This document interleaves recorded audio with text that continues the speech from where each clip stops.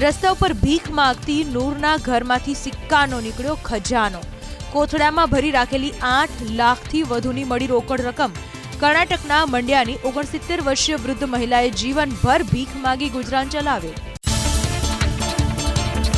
મધ્યપ્રદેશના ગ્વાલિયરમાં ચર્ચાનો વિષય બની ગઈ એક કાર માલિકની પ્રેમિકાએ 3.5 કલાકમાં કાર પર કર્યા ચુંબનના 3400 જેટલા નિશાન.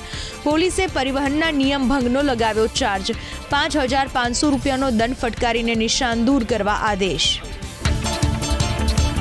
દેશમાં ખાંડના બેકાબુ ભાવ વચ્ચે હવે ડુંગળીના ભાવ આસમાને. અનેક શહેરોમાં ડુંગળીના ભાવ પ્રતિ કિલો 65 થી 70 રૂપિયા બોલાયા. એક મહિનામાં કિંમતમાં 19% વધતા તહેવારો પહેલા ગરીબ અને મધ્યમ વર્ગનું ખોરવાયું બજેટ. ચાલુ વર્ષે કમોસમી વરસાદ અને ભેજના કારણે ડુંગળીના ઉત્પાદનમાં થયો ઘટાડો. જો આવી જ સ્થિતિ રહી તો આવનારા દિવસોમાં ડુંગળીના ભાવ 80 થી 100 રૂપિયા સુધી પહોંચવાનો અંદાજ. કેન્દ્રનો ડુંગળીના ભાવમાં નિયંત્રણ લાવવા કાંદા એક્સપ્રેસ ટ્રેન દોડાવવાનો નિર્ણય.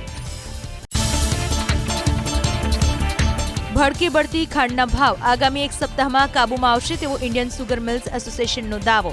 ઇસ્માએ ભાવમાં ઉછાળા માટે સટ્ટાખોરીને ગણાવ્યું મોટું પરિબળ.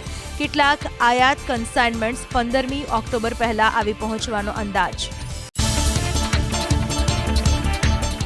ટ્રમ્પ સરકારનો ફરી એકવાર H-1B વિઝા ફી વધારી $1 લાખ કરવાનો પ્રસ્તાવ. ગત વર્ષે ટ્રમ્પ સરકારે H-1B વિઝા ફી $1 લાખ કરવાના આદેશ પર સુપ્રીમ કોર્ટે લગાવી હતી રોક. ટ્રમ્પના નિર્ણયથી અમેરિકામાં ભારતીયો માટે ભણવાનું અને નોકરી મેળવવી મોંઘી થશે. અમેરિકાના રાષ્ટ્રપતિ ડોનાલ્ડ ટ્રમ્પનો ટેરિફ બોમ્બ.